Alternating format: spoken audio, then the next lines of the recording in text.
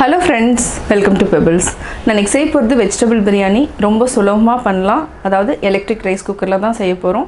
First வந்து நம்ம ஒரு panல வந்து வெங்காயம், தக்காளி, வெஜிடபிள்ஸ் வந்து என்னன்னா கேரட், பீன்ஸ், டர்னிப் இருந்தாலும் ஆட் பண்ணிக்கலாம். இது கூட உருளைக்கிழங்கு, மீல் மேக்கர். இது வந்து நல்லா மிக்ஸ் பண்ணி அதாவது கொஞ்சம் மசாலா ஆட் பண்ணி வேக வெச்சிட்டு அதுக்கு அப்புறம் எலக்ட்ரிக் ரைஸ் குக்கர் கூட ஆட் பண்ண போறோம். வாங்க எப்படி செய்யறதுன்னு பார்க்கலாம். நல்லா வாஷ் பண்ணிக்கலாம் வெஜிடபிள் பிரியாணிக்கு. இது வந்து தோல் சீவிட்டோம். பீன்ஸ், இதுக்கு தேவையான காய்கறிகள் நம்ம எடுத்துட்டோம். பீன்ஸ் எடுத்துருக்குறோம், உருளைக்கிழங்கு, கேரட், அது கூட நம்ம சோயா அதாவது மீல் மேக்கர்னு சொல்லுவோம். அது வந்து சின்னதாக எடுத்திருக்கேன் நான். இது ஆல்ரெடி ஒரு 15 மினிட்ஸ் ஊற வச்சுருக்கிறேன். இன்னுமே நல்லா ஊறணும். இதை நல்லா வாஷ் பண்ணிக்கணும். நல்லா ஊறினதுக்கப்புறம் இதை வந்து நல்லா புழிஞ்சிடணும். இந்த மாதிரி நுர வரக்கூடாது. அந்தளவுக்கு புழிஞ்சிட்டு அதுக்கப்புறம் நம்ம யூஸ் பண்ணணும். இன்னுமே ஒரு 15 மினிட்ஸ் ஊறணும். இந்த தண்ணி வந்து கீழே ஊற்றிட்டு திருப்பி நம்ம வாஷ் பண்ணிக்கலாம். நம்ம நீட்டை வாக்கில் கட் பண்ணிக்கலாம்.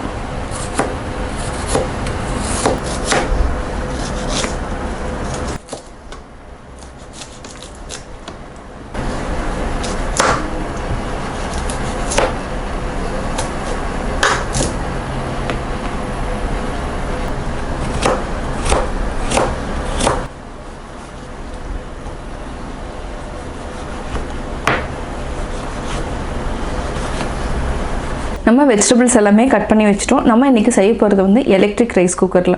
ஃபஸ்ட்டு ஒரு பேனில் நம்ம தாளிச்சுக்கலாம். காரத்துக்கு வந்து நான் பச்சை மிளகாய், கொஞ்சமாக பிரியாணி மசாலா, ஒரு அரை டேபிள் ஸ்பூன் அளவுக்கு மிளகாத்தூள் ஆட் பண்ணி செய்ய போகிறோம். இப்போ நம்ம எப்படி செய்கிறதுன்னு பார்த்துக்கலாம். ஃபஸ்ட்டு ஒரு பேன் வச்சுக்கலாம். இதுக்கு 1 டேபிள் ஸ்பூன் அளவுக்கு நெய் விட்டுக்கலாம். அதுக்கப்புறம் 2 டேபிள் ஸ்பூன் அளவுக்கு நம்ம ரீஃபைண்ட் ஆயில் ஆட் பண்ணிக்கலாம்.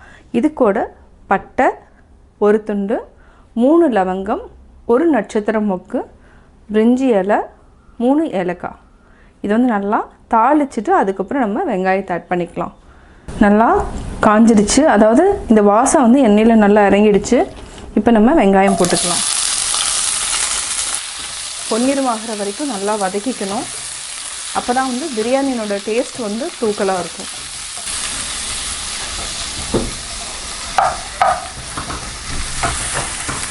இப்போ தேவையான அளவு உப்பு போட்டுக்கலாம். நான் போட்டுக்கிறது வெங்காயம் வந்து நல்லா ஃப்ரை ஆகணுங்கிறதுனால உப்பு ஆட் பண்ணியிருக்கேன். இது 1 நிமிஷம் வரைக்கும் நல்லா வதக்கிக்கலாம். வெங்காயம் நல்லா வதங்கிடுச்சு. இப்போ நம்ம இஞ்சி பூண்டு பேஸ்ட்டு ஒரு 3 டேபிள் ஸ்பூன் அளவுக்கு நான் ஆட் பண்ணுறேன். இது நல்லா பரட்டி விட்டுக்கோங்க. கூடவே நம்ம பச்சை மிளகாய் ஆட் பண்ணிக்கலாம்.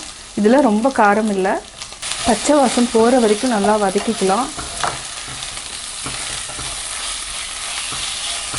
இது வந்து ஒரு 30 செகண்ட்ஸ் வந்து நல்லா வதங்கட்டும். அதுக்கப்புறம் நம்ம தக்காளி ஆட் பண்ணிக்கலாம். தக்காளி 3 தக்காளி பொடியாக நறுக்கியிருக்கிறேன். இதையும் ஆட் பண்ணிக்கலாம்.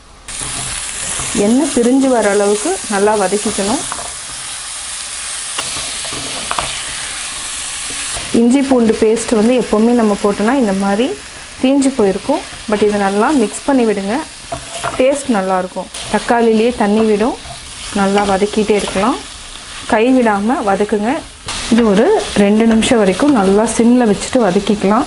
கூடவே நம்ம புதினா இலையும் ஆட் பண்ணிக்கலாம். நான் ஒரு கைப்பிடி புதினா ஆட் பண்ணுறேன். நல்லா பரட்டி விட்டுக்கலாம். 1 நிமிஷம் வரைக்கும் நல்லா வதக்கிட்டு நம்ம மசாலாவை ஆட் பண்ணிக்கலாம். 1 நிமிஷம் மூடி வச்சுக்கலாம். 1 நிமிஷம் ஆயிடுச்சு. இப்போ நம்ம மசாலா ஆட் பண்ணிக்கலாம். Biryani masala 1 tablespoon add பண்ணிக்கலாம். 1/2 டேபிள் ஸ்பூன் அளவுக்கு மிளகாத்தூள், 1/4 டீஸ்பூன் அளவுக்கு கரம் மசாலா. கரம் மசாலா ஆப்ஷனல் தான். இது நல்லா எண்ணெயிலேயே வந்து வதக்கிக்கணும். பச்சை வாசம் போயிடும். இது வந்து ஒரு 30 செகண்ட்ஸ் வந்து இதே மாதிரி வதக்கிக்கலாம். ஒரு சிலருக்கு வந்து பிரியாணி மசாலா இல்லைன்னா நீங்கள் வந்து சிக்கன் மசாலா கூட ஆட் பண்ணிக்கலாம். இந்த பிரியாணி மசாலா வந்து வீட்டிலேயே அரைச்சது. இதனோட லிங்க் வந்து நான் வந்து டிஸ்கிரிப்ஷன் பாக்ஸில் கொடுத்துட்றேன். அதை பார்த்து நீங்கள் தெரிஞ்சுக்கோங்க. இப்போ நம்ம வெஜிடபிள்ஸ் ஆட் பண்ணிக்கலாம். கேரட், பீன்ஸ் ரெண்டுமே பார்த்திங்கன்னா ஒரு 50 கிராம் இருக்கும். அதே மாதிரி ஒரு உருளைக்கிழங்கு இருந்தாலே போதும். இது கூட டர்னிப் எது வேணாலும் நம்ம ஆட் பண்ணிக்கலாம். காலிஃப்ளவர் கூட ஆட் பண்ணிக்கலாம். எனக்கு காலிஃப்ளவர் வந்து ஆட் பண்ணனா அந்த ஸ்மெல் வந்து பிடிக்காதுங்கிறதுனால ஆட் பண்ணல. நீங்கள் வேணுனாலும் ஆட் பண்ணிக்கோங்க. ஆல்ரெடி நம்ம வந்து சோயா வந்து ஊற வச்சுருக்குறோம், அதாவது மீல் மேக்கர். இதையும் நம்ம நல்லா தண்ணியை புழிஞ்சிட்டு ஆட் பண்ணிக்கலாம். இதுக்கு வந்து சோயா வந்து குழந்தைகளால் சாப்பிட்றதுனால நான் ஜாஸ்தி ஆட் பண்ணுறேன். இது வந்து ஒரு 100 கிராம்ஸ் அளவுக்கு ஊற வச்சு ஆட் பண்ணுறேன். நார்மலாக 50 கிராம்ஸ் இருந்தாலே போதும். நல்லா மிக்ஸ் பண்ணி விடுங்க. இப்போ தேவையான அளவு உப்பு ஆட் பண்ணிக்கலாம். ஆட் பண்ணிவிட்டு கொஞ்சமாக தண்ணி விட்டு வேக வச்சுக்கலாம் வெஜிடபிள்ஸ் எல்லாத்தையும். ஆல்ரெடி வெங்காயத்தில் கொஞ்சமாக தான் நம்ம போட்டுக்கிறோம். இப்போ வெஜிடபிள்ஸ் எல்லாத்துக்குமே தேவையான அளவு ஆட் பண்ணிக்கலாம். ஒரு அரை டம்ளர் அளவுக்கு தண்ணி விட்டுக்கலாம். நல்லா மிக்ஸ் பண்ணி விடுங்க. வெந்ததுக்கப்புறம் நம்ம எலக்ட்ரிக் ரைஸ் குக்கரில் மாற்றிக்கலாம். மூடி வச்சுக்கலாம். இது ஒரு 8 நிமிஷம் வரைக்கும் நல்லா வேகட்டும். எங்கிட்ட இருக்கிறது பேனாசோனிக் எலக்ட்ரிக் ரைஸ் குக்கர். இது வந்து ஃபஸ்ட்டு கீப் ஃபார்மில் தான் இருக்கும். நார்மலாக நம்ம குக்கிங் மோடுக்கு மாற்றிடணும். அதை ஜஸ்ட்டு இதை ப்ரெஸ் பண்ணிக்கணும். அதுக்கப்புறம் நம்ம ப்ளக்கில் சொருகிட்டு, இது வந்து குக்கிங் பிளேட். இது குக்கிங் பிளேட். இது இல்லைன்னா ஆக்சுவலாக வந்து ரைஸ் எதுவுமே வேகாது. இதுதான் வந்து ரொம்ப ரொம்ப இம்பார்ட்டன்ட். நம்ம இதை வச்சுட்டு அதுக்கப்புறம் குக்கிங் பிளேட், நம்ம ரைஸ் நான் 4 டம்ளர் ஆட் பண்ணியிருக்கிறேன். தண்ணி எவ்வளோ ஊற்றுறதுன்னு இப்போ சொல்கிறேன்.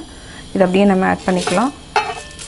பாசுமதி அரிசி, வெஜிடபிள்ஸ் வந்து நம்ம தாளிச்சிருக்கிறோம். இது வந்து ரொம்ப நேரம் ஊற வைக்க வேண்டியதில்லை. நான் வந்து கரெக்டாக வெஜிடபிள்ஸ் கட் பண்ணுற டைம் தான் நான் ஊற வச்சுருக்கேன். இதுக்கு எவ்வளோ தண்ணி ஊற்றுறதுங்கிறத நான் சொல்கிறேன். இந்த டம்ளரில் 4 டம்ளர் வந்து நான் போட்டிருக்கிறேன், அரிசி போட்டிருக்கிறேன்.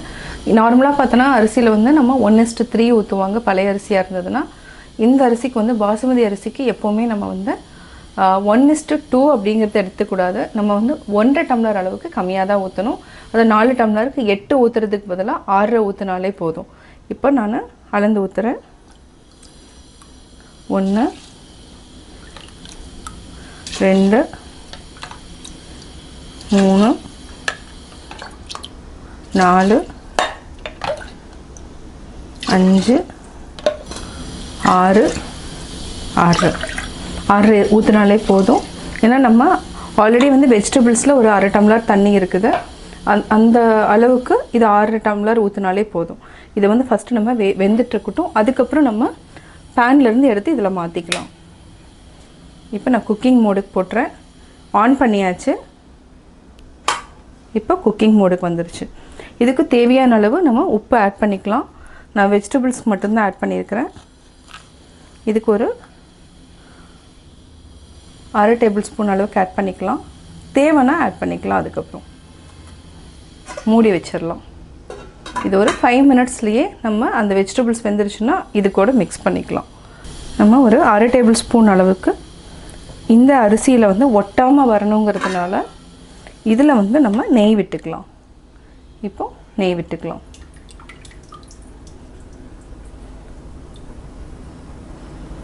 போதும்.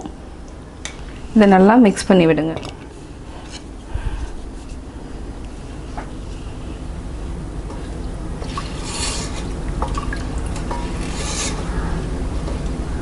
நல்லா ஹீட் ஆனதுக்கப்புறம் நெய் வந்து உருகிடும்.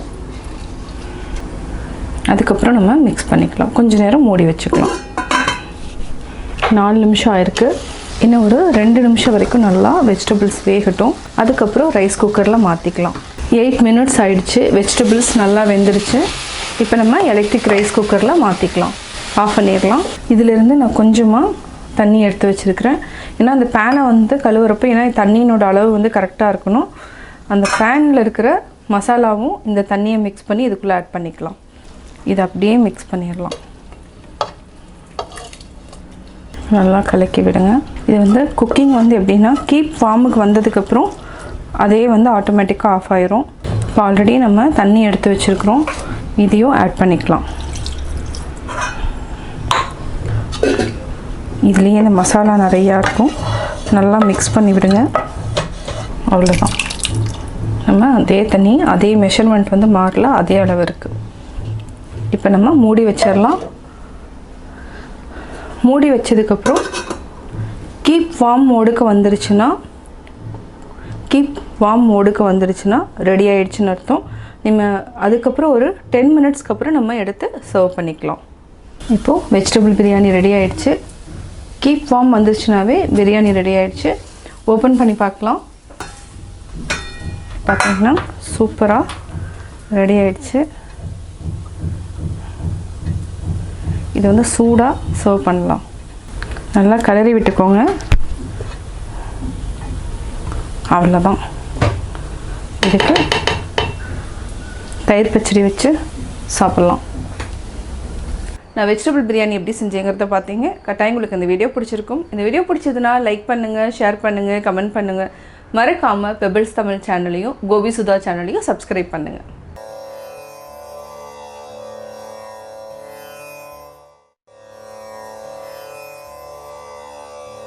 மலர்மிசை ஏகினான் மானடி சேர்ந்தார் நிலமிசை நீடு வாழ்வார். நமது மனமாகிய மலரில் தங்கியிருக்கக்கூடிய இறைவனை ஒவ்வொரு நாளும் நினைத்து வாழ வேண்டும். அவ்வாறு நினைத்து வாழ்ந்தால் மன நிறைவோடு நெடுங்காலம் வாழலாம்.